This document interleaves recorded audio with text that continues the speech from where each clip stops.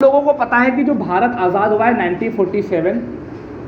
1947 में देश में इनइक्वालिटी बहुत है, इनइक्वालिटी बहुत है। हाँ, देश आज़ाद हुआ, पीएम हमारे कौन बने? नेहरू जी। ठीक, पीएम कौन बना है? नेहरू जी बने। अब जब नेहरू जी बने हैं तो नेहरू जी के लिए सबसे इंपॉर्टेंट वर्ड क्या है कि भाई क्या करो? डेवलपमेंट। आप डेवलपमेंट करो, इनका सबसे इंपॉर्टेंट काम यही है कि डेवलपमेंट करो आप। तो भाई नेहरू जी डेवलपमेंट करना चाह रहे, तो आप खुद हमको बताओ डेवलपमेंट करने के लिए सबसे इंपॉर्टेंट क्या चीज़ है? हवा में करेंगे? कहाँ करेंगे डेवलपमेंट? लैंड, जमीन। अब वो जमीन कहाँ से आए? तो जब देखा गया, तो जब नेहरू जी ने ऑब्जर्व किया और जो उनकी पूरी कैबिनेट ने ऑब्जर्व किया, तो पता चला जो लैंड है वो उस समय के कुछ बहुत बड़े बड़े से जो जमींदार हैं उनके पास है। हाँ, तो नेहरू जी आए अपनी पूरी कैबिनेट के साथ। हाँ है, कैबिनेट देख लो भैया। कहना ऐसा है कि हमें ज़मीनें दो ताकि हम डेवलपमेंट का काम कर सकें। तो ज़मींदार कह रहे हैं नहीं देंगे, क्योंकि मेरी है। हम क्यों दें? हाँ, मेरी है, मेरी है। तो फिर नेहरू जी ने कहा ऐसा है, अगर तुम नहीं दोगे तो हम कानून बनाकर तुमसे जमीन ले लेंगे। तो फिर जमींदार कहते हैं अच्छा हलवा ले लोगे? आर्टिकल 31 भी तो हमारे पास है, आओ। आर्टिकल 31 और आर्टिकल 19 भी तो हमारे पास है, 19 का 1F। आओ। कहते आ देखें जरा किसमें कितना है दम है। तो अरे बाप रे बाप, सही बात है क्या? अब ये क्या होता, अगर इनसे ज़मीन लेते तो आर्टिकल 31 का सहारा लेते, तो अगर सपोज इनसे ज़मीन लेते तो यहाँ पे बीच में सुप्रीम कोर्ट बैठी हुई है, तो अगर ज़मीन लेते तो ये कहते आओ, फिर ये भी यहाँ पे आते, फिर कहते तुमने जो कानून बनाया वो गलत है, इनकी ज़मीन इनको वापस मिल जाती। तब मोदी जी बड़ा परेशान, क्या किया जाए, क्या किया जाए, क्या किया जाए, क्या किया जाए। चूँकि वो खुद वकील थे, काबिल आदमी तो थे ही, नो डाउट इन दैट। तो पंडित जवाहरलाल नेहरू ने क्या काम किया? कहने का अच्छा ठीक है, चलो तुम ये कह रहे हो आर्टिकल 31 है, हाँ? तो नेहरू जी ने कहा अच्छा ठीक है, तुम्हारे पास अगर आर्टिकल 31 है तो मेरे पास आर्टिकल 368 है। तुम शेर हो, तुम सवा शेर है। और आर्टिकल 368 ये पार्लियामेंट को पावर देता है कि वो संविधान में कुछ भी वो चेंज कर सकती है। तो फिर क्या किया कि पंडित जवाहरलाल नेहरू ने आर्टिकल 368 का यूज़ किया, और यूज़ करने के बाद संविधान को संशोधन कर दिया, और संविधान का फर्स्ट कॉन्स्टिट्यूशनल अमेंडमेंट एक्ट पास किया 1951 में। और इसके तहत सरकार ने 3 बहुत इंपॉर्टेंट चीज़ें ऐड की: आर्टिकल 31A, आर्टिकल 31B और शेड्यूल 9, नवी अनुसूची ऐड की। अब इसके तहत हुआ क्या? पहले क्या होता था कि अगर इस एक्ट के बिना अगर नेहरू जी इन लोग से इनकी ज़मीन लेते तो सुप्रीम कोर्ट में ये राइट टू प्रॉपर्टी का बहाना देके इनसे ज़मीन वापस ले लेते। लेकिन ये एक्ट पास करने के बाद ऐसा नहीं हुआ। तो इसमें का मतलब क्या है, क्या हुआ केस में? तो ये जो 2 आर्टिकल थे, इन 2 आर्टिकल ने पार्लियामेंट को ये पावर दी थी कि आप चाहें तो किसी की भी लैंड को आप उससे ले सकते हैं, लेकिन आपको 2 बातें बतानी पड़ेंगी। ये बात मैं आप लोगों को इससे पहले वाले क्लास में बता चुका हूँ। 2 बातें इंश्योर करनी पड़ेंगी कि ये जो लैंड आप ले रहे हैं ये किसी पब्लिक पर्पस के लिए लेंगे, और दूसरा क्या था कि उसको कंपनसेशन देंगे, कंपनसेशन देंगे। ये 2 बातें हो गई। अब ये 2 बातें ध्यान रखिएगा यहाँ तक कि फर्स्ट कॉन्स्टिट्यूशनल अमेंडमेंट एक्ट 1951 हुआ, इसके तहत ये बोला गया कि हम किसी की भी ज़मीन दे सकते हैं, बट यहाँ पे 2 बातों को इंश्योर करना पड़ेगा। अब सरकार ने इसके तहत ज़मीनें लेना स्टार्ट की। तो जब ज़मीनें लेना स्टार्ट की तो जाहिर सी बात है सबके फंडामेंटल राइट कहीं ना कहीं हर्ट हो रहे हैं। तो इसके लिए सबसे पहले इनको कहाँ पे बुलाया गया? इनके अगेंस्ट पे केस फाइल किया गया, और सबसे पहला केस हुआ जो कि इस रिस्पेक्ट में था, जिसको हम लोग शंकरी प्रसाद केस कहते हैं। क्या केस कहते हैं? शंकरी प्रसाद केस। क्या बोला गया इस केस में? इस केस में ये बोला गया कि जो आर्टिकल 368 की पावर का यूज करके जो गवर्नमेंट या जो पार्लियामेंट लोगों की राइट टू प्रॉपर्टी उसे छीन रही है, वो आर्टिकल 13 का हनन है। अब आर्टिकल 13 क्या है, बहुत ध्यान से देखना। कहने लगे कि आर्टिकल 13 एक इंपॉर्टेंट आर्टिकल है, आप लोगों को बता चुका हूँ। आर्टिकल 13 में क्या आता है, जैसे कि मैंने क्या बताया था कि फंडामेंटल राइट में आपसे फंडामेंटल राइट लिए जाएंगे। कैसे लिए जा सकते हैं? लॉ बना के। तो लॉ की डेफिनेशन में तो जब इस केस में बोला गया कि जब हम आर्टिकल 13 ये कहता है कि किसी के भी फंडामेंटल राइट के साथ पार्लियामेंट कुछ नहीं कर सकती, उसको हर्ट नहीं कर सकती। अगर कोई ऐसा कानून है जो कि फंडामेंटल राइट को हर्ट करेगा, वो कानून खत्म कर दिया जाएगा। लेकिन आर्टिकल 368 के तहत इन्हीं ने संविधान संशोधन करके हमारी प्रॉपर्टी हमसे ले रहे हैं, हमारे फंडामेंटल राइट को हमसे छीन रहे हैं, तो ये वाला खत्म होना चाहिए ना। लेकिन इस केस में शंकरी प्रसाद ने कह दिया कि देखो, एक तरफ आर्टिकल 13 कहता है कि अगर फंडामेंटल राइट के साथ सरकार ने कुछ किया तो वो लॉ खत्म हो जाएगा। दूसरी तरफ आर्टिकल 368 में वही संविधान पार्लियामेंट को पावर देता है जो मनाए करो। तो एक ऐसी कंडीशन नहीं है, इधर वाले से आ रहा है आर्टिकल 13 और इधर वाले से आ रहा है आर्टिकल 368। अब बताओ कौन जीतेगा? तो पहला जो केस हुआ शंकरी प्रसाद केस में, इन्होंने कह दिया कि भैया ऐसा है कि पार्लियामेंट को अभी काम करना है, तो आर्टिकल 368 यहां पर जीत गया। मतलब कि पार्लियामेंट के पास संविधान को अमेंड करने की पावर है। और जो आर्टिकल 13 में जो लॉ लिखा हुआ है उसके बारे में इन्होंने क्या बोला कि वो ऑर्डिनरी लॉ है, कॉन्स्टिट्यूशनल अमेंडमेंट एक्ट उसके अंतर्गत नहीं आएंगे। तो इन्होंने बोला कि आर्टिकल जो 13 है वो ऑर्डिनरी लॉ के लिए लागू होता, बट CAA के लिए लागू नहीं होता। ये कह के बात खत्म। मतलब कि अगर संविधान संशोधन विधेयक कोई है तो उसको हम लोग आर्टिकल 13 के अंतर्गत मानेंगे ही नहीं। ये वाले इस केस ने कह दिया। तो क्या हुआ, एक बार मैं समराइज जल्दी से कर दूं कि सबसे पहले जो आपके नेहरू जी थे, उन्हीं ने आर्टिकल 368 का यूज़ करते हुए पहला संविधान संशोधन पास किया। 3 नए इंपॉर्टेंट आर्टिकल, 2 आर्टिकल और एक अनुसूची जोड़ी। इस आर्टिकल के बाद पार्लियामेंट के पास ये पावर हो गई कि वो लोगों की ज़मीन ले सकती थी, लेकिन 2 कंडीशन बतानी पड़ती थी कि पब्लिक पर्पस बताओ और उसको कंपनसेशन दो। जब इन लोगों से ज़मीन ली जाने लगी तो लोगों ने इन केस ऑफ शंकरी प्रसाद के केस में उनके अगेंस्ट में केस फाइल किया गया। और उस केस में लोगों ने ये बोला कि एक हिसाब से देखिए आर्टिकल 13 लोगों को ये पावर देता है कि अगर उनके फंडामेंटल राइट का हनन होता है तो जो भी लॉ है वो सब स्क्वैश कर दिए जाएंगे, ख़त्म कर दिए जाएंगे। लेकिन यहाँ पे देखिए 368 के तहत वो हमारे फंडामेंटल राइट को छीन रहे हैं, तो इस हिसाब से आप इस वाले को फर्स्ट कॉन्स्टिट्यूशनल अमेंडमेंट को ख़त्म करिए। तो शंकरी प्रसाद के केस में बोला गया कि ऐसा है कि अभी ये रहने दो, ये दोनों में उन्होंने फिर 368 के बारे में बताया कि 368 की अपनी एक पावर है कि पार्लियामेंट के पास ये पावर है कि संविधान के किसी को भी हर्ट कर सकती है, चेंज कर सकती है। आर्टिकल 13 कह रहा है कि नहीं कर सकती, दोनों में बवाल। लेकिन इस केस में जीता कौन? इस केस में आर्टिकल 368 जीत गया शंकरी प्रसाद के आधार पर। ये पहला केस था। इट मीन्स कि 1951 में जो सुप्रीम कोर्ट ने कह दिया कि 368 ज़्यादा सुप्रीम है।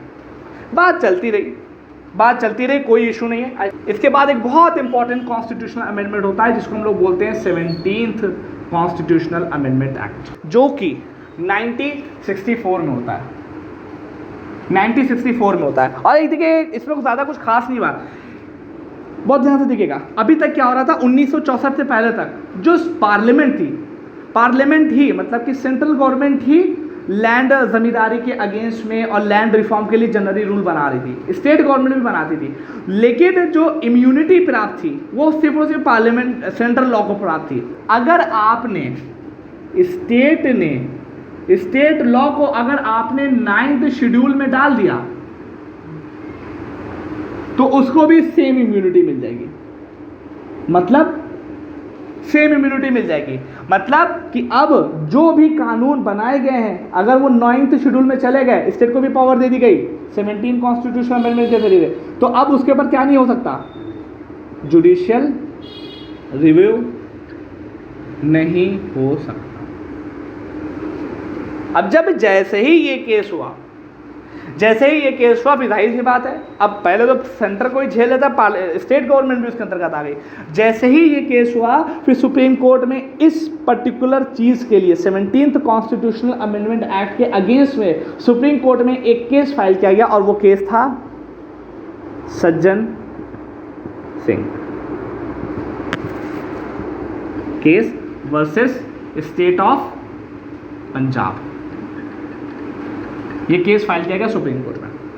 और सुप्रीम कोर्ट में जब ये केस फाइल किया गया तो बोला गया कि भैया ये क्या है, अगेन क्वेश्चन सेम था, आर्टिकल 13 या आर्टिकल 368 कौन सा पावरफुल है।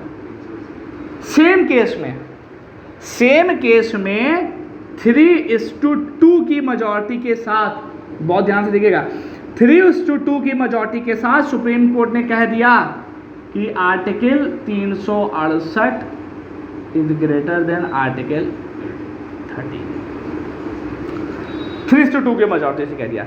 अब यहाँ पे एक बहुत इंपॉर्टेंट बात ध्यान देने वाली बात है, 2 की मेजॉरिटी के साथ सुप्रीम कोर्ट ने कह दिया कि अगेन आर्टिकल 368 आर्टिकल 13 से बड़ा है। अब यहाँ पे एक चीज़ देखिए, 3:2 में एक तो सीजीआई भी होंगे, तो सीजीआई का फाइनल वर्डिक्ट होगा। तो सीजीआई से पहले क्या हुआ था कि या तो 2:2 हुआ होगा, 2 लोग कह रहे होंगे 368 बड़ा, 2 लोग कह रहे होंगे आर्टिकल 13 बड़ा है।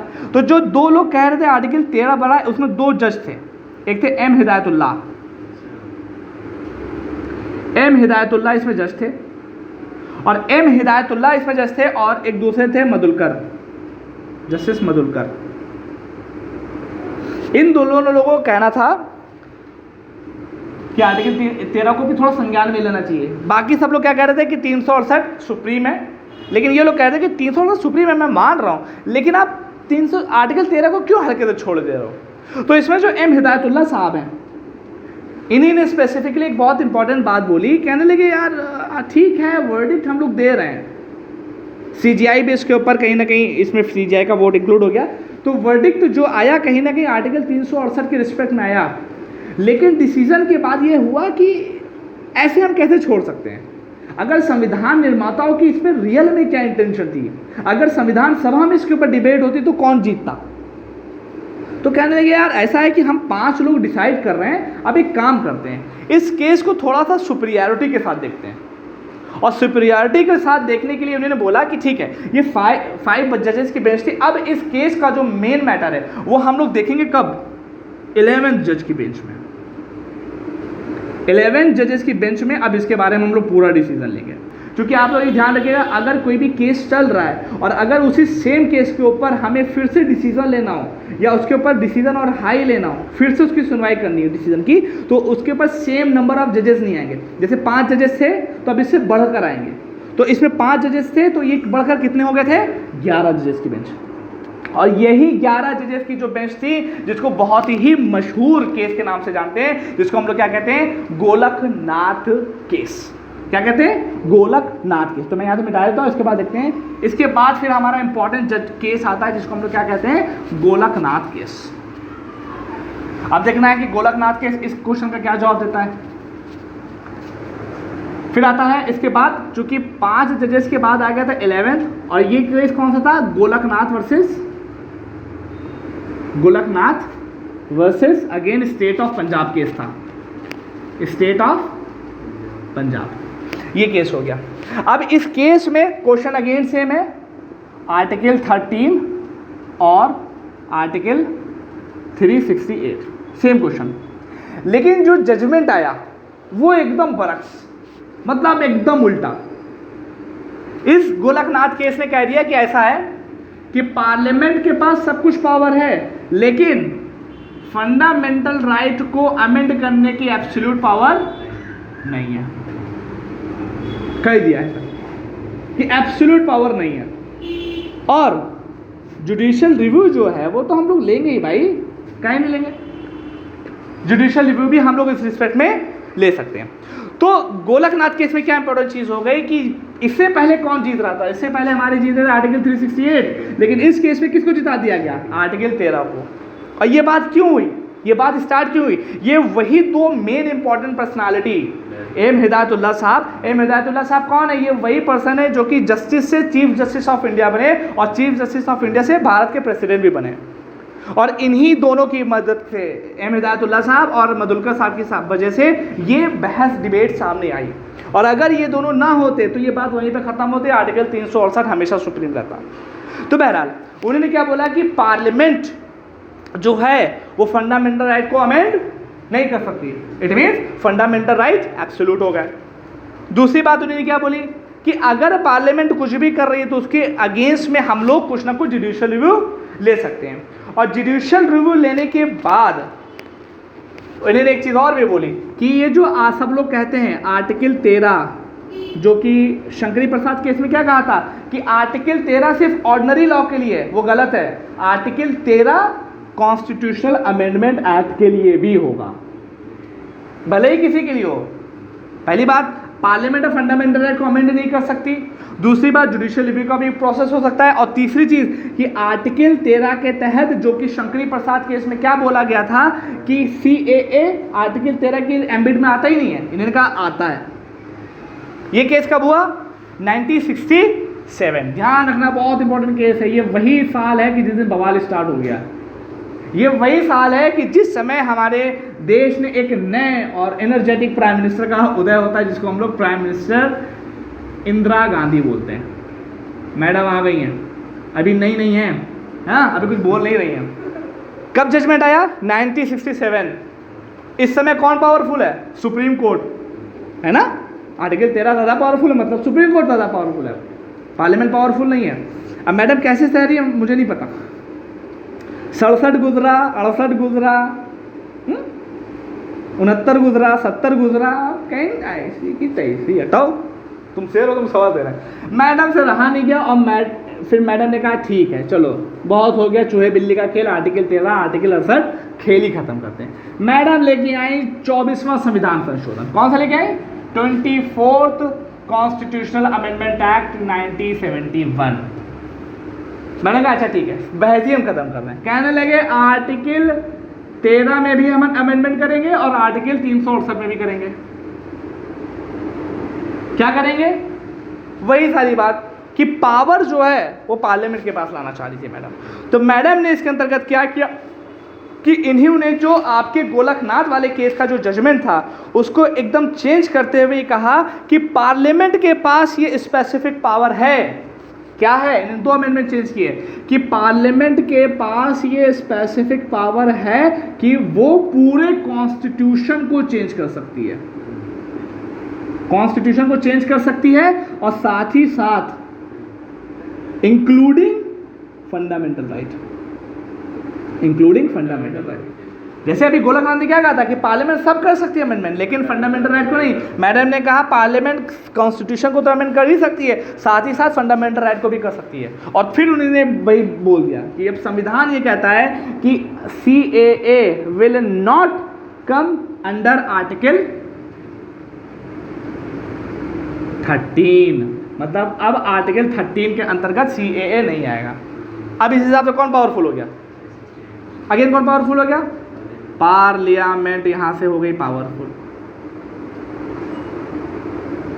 1971 कौन पावरफुल हो गया? पार्लियामेंट। तो अगर पार्लियामेंट ने अब कुछ दांव खेला है तो सुप्रीम कोर्ट रुकेगी? तो सुप्रीम कोर्ट ने कहा रुको अगर तुम हो। और इसके बाद उन्होंने, अब देखो क्या है, सेम क्वेश्चन अगेन पार्लियामेंट लेके आई, लेकिन अब की बात जो जजमेंट है वो और खतरनाक है, क्योंकि सेम क्वेश्चन के ऊपर जवाब दिया जा चुका था 11 जजेस की बेंच पर। तो अब की बार जो केस आएगा सुप्रीम कोर्ट में वो इससे ज़्यादा होगी।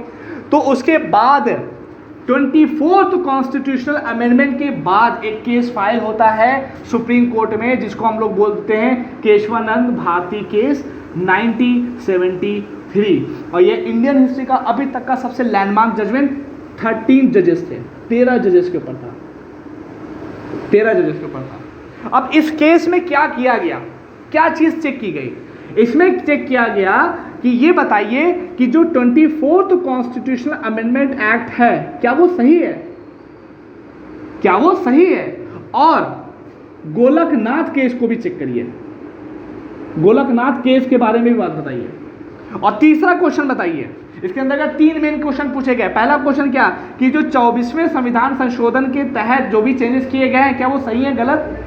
दूसरा ये बताइए कि जो गोलकनाथ केस है उसकी क्या रिलेवेंसी है, और तीसरा हमको ये बताइए कि आर्टिकल 13 बड़ा है या आर्टिकल 68 बड़ा है।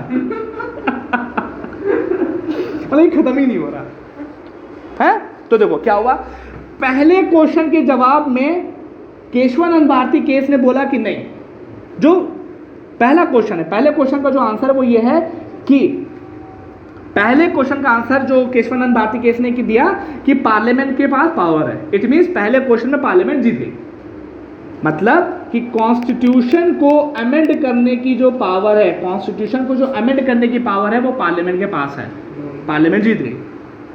दूसरे क्वेश्चन में जो गोलकनाथ वाला केस था, गोलकनाथ केस में क्या किया था कि पार्लियामेंट जो है वो फंडामेंटल राइट को भी अमेंडमेंट नहीं कर सकती, तो ये कहा कि नहीं, सबको कर सकती है, पूरे कॉन्स्टिट्यूशन को अमेंड कर सकती है including fundamental right.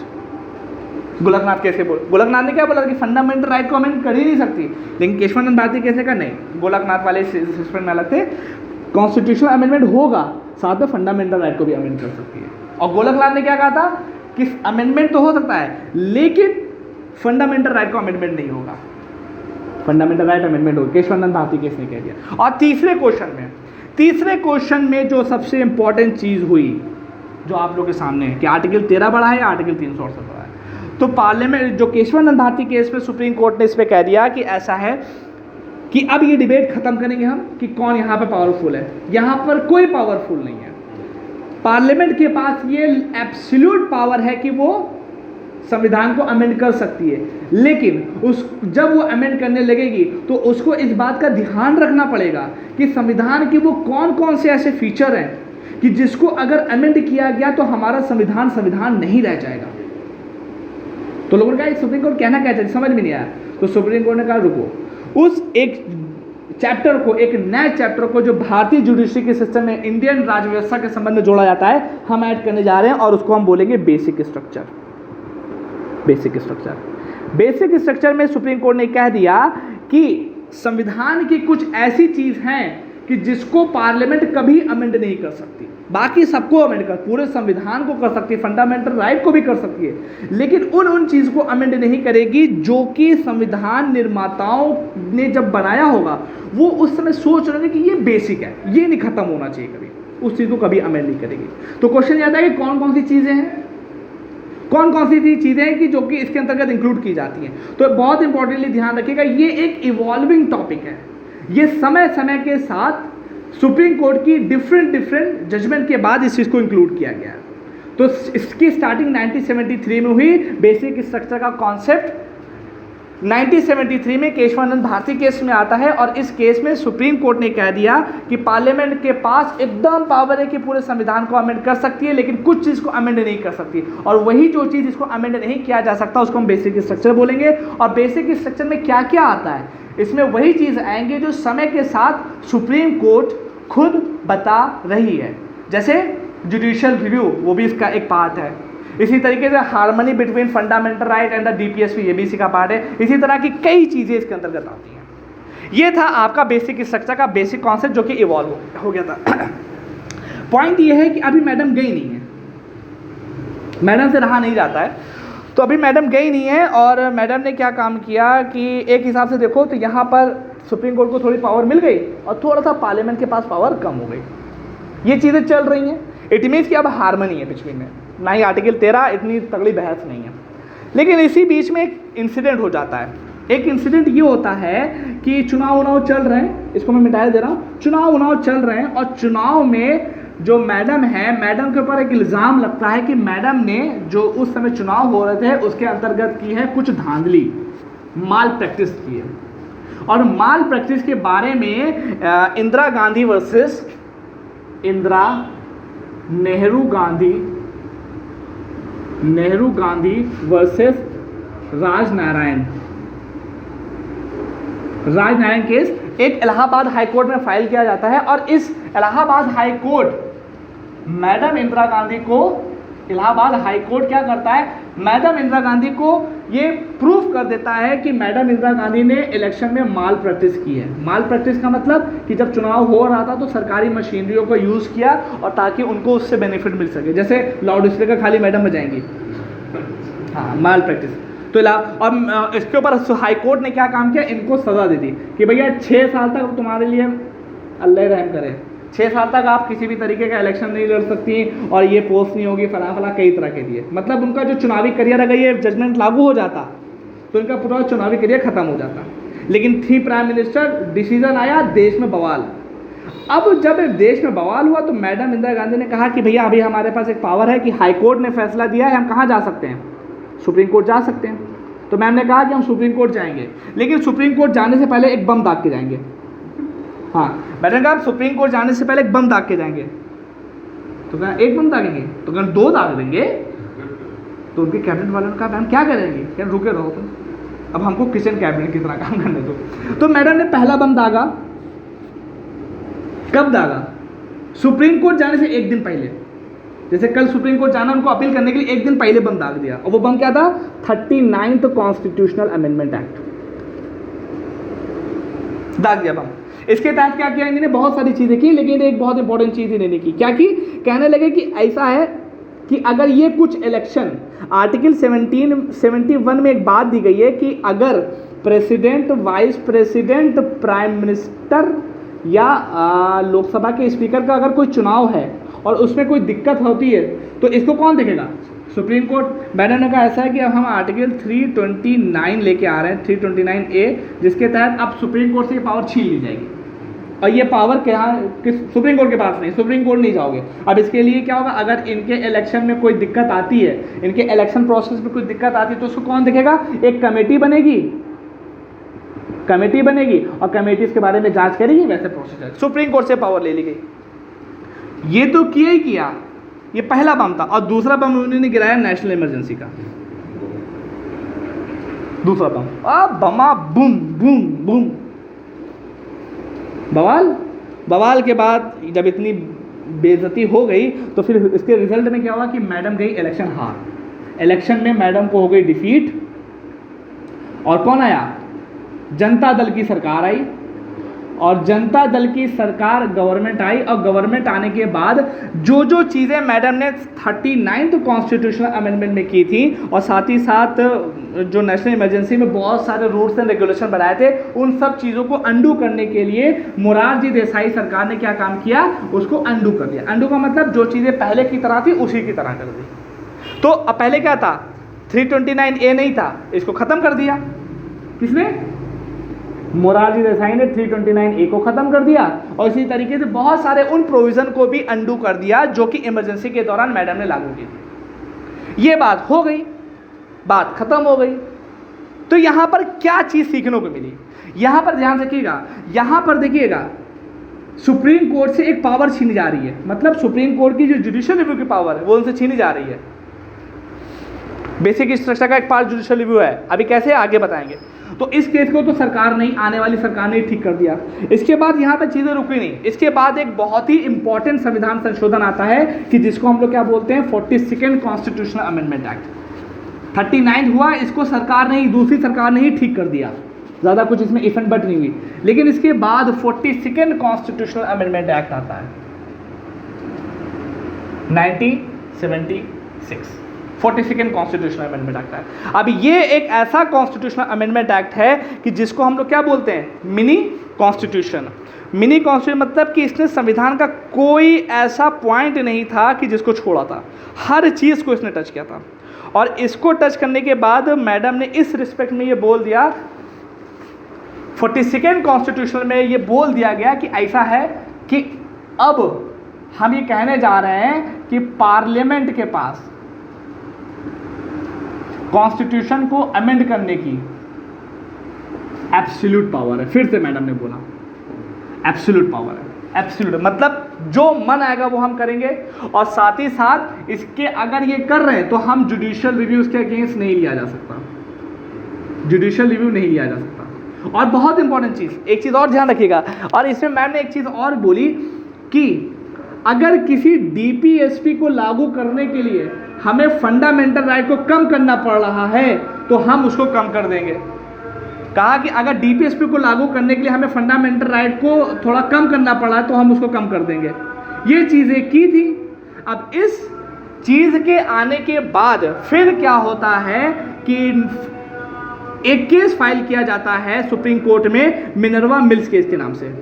Minerva mill case के नाम से फाइल किया जाता है 1980 में। और इसने क्या काम किया कि मैडम की जो इतने सारे प्रोसेस थे उसको नल एंड वॉइड करने की कोशिश की और कहा कि देखिए हम 3 नई चीज को बेसिक स्ट्रक्चर डॉक्ट्रिन में ऐड कर रहे हैं। सबसे पहले जुडिशियल रिव्यू हमारा बेसिक स्ट्रक्चर का पार्ट है। दूसरी चीज हम कह रहे हैं कि पार्लियामेंट के पास कॉन्स्टिट्यूशन को अमेंड करने की एब्सोल्यूट पावर नहीं बल्कि लिमिटेड पावर है। एब्सोल्यूट नहीं है बल्कि लिमिटेड पावर है। तीसरा यहां पे ये क्या है, इनके हिसाब से डीपीएसपी बड़ा है, फंडामेंटल राइट कम है, तो कहे ना ही डीपीएसपी बड़ा नहीं फंडामेंटल राइट है।